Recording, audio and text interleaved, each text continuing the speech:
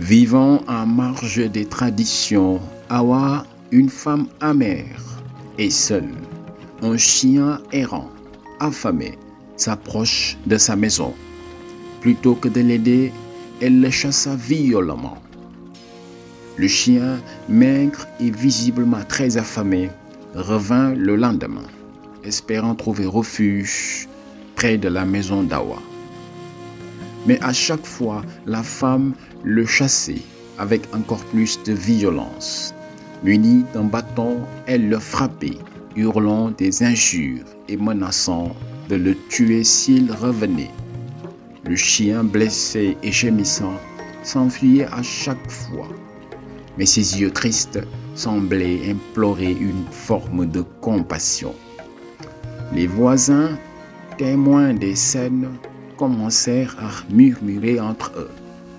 Dans ce village, les chiens errants étaient parfois vus comme des messages des ancêtres ou des esprits protecteurs. « Prends garde, Hawa », lui dit une vieille femme un jour. « Ce chien n'est peut-être pas ce qu'il semble être. Maltraiter un animal peut attirer le malheur. » Mais Hawa, méprisante, éclata de rire. « Vos superstitions me fatiguent. Ce n'est qu'un chien sale et inutile. » Cependant, les avertissements se multiplient. Certains disaient avoir rêvé du chien. D'autres prétendaient avoir vu des signes inhabituels autour de la maison d'Hawa. Mais elle restait inflexible. « Qu'il parle, je n'ai pas peur », répétait-elle. Animée par une colère profonde et un rejet des traditions, Hawa continuait ses abus, inconsciente que ses actions allaient bientôt bouleverser sa vie. Les jours passèrent et la vie d'Hawa commençant à changer de manière inquiétante. Tout d'abord, elle fut réveillée plusieurs nuits par des aboiements incessants.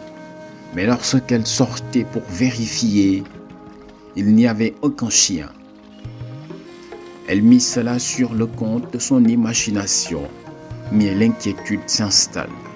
Puis, des phénomènes étranges se produisirent.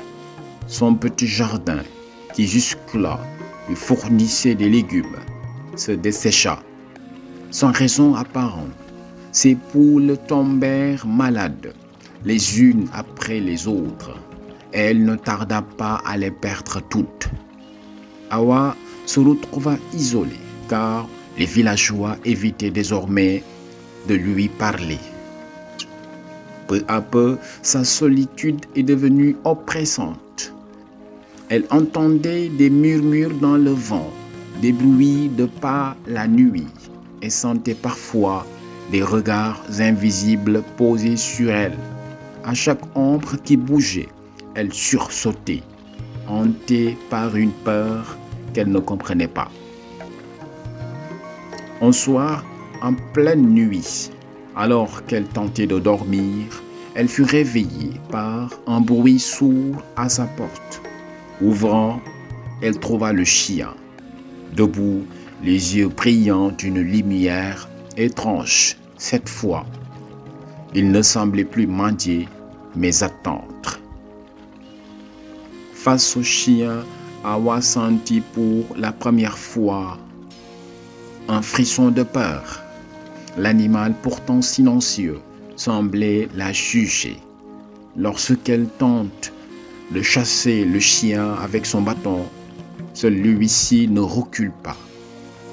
Au lieu de cela, ses yeux brillants s'intensifièrent et une voix grave, venue de nulle part, résonnait dans l'air.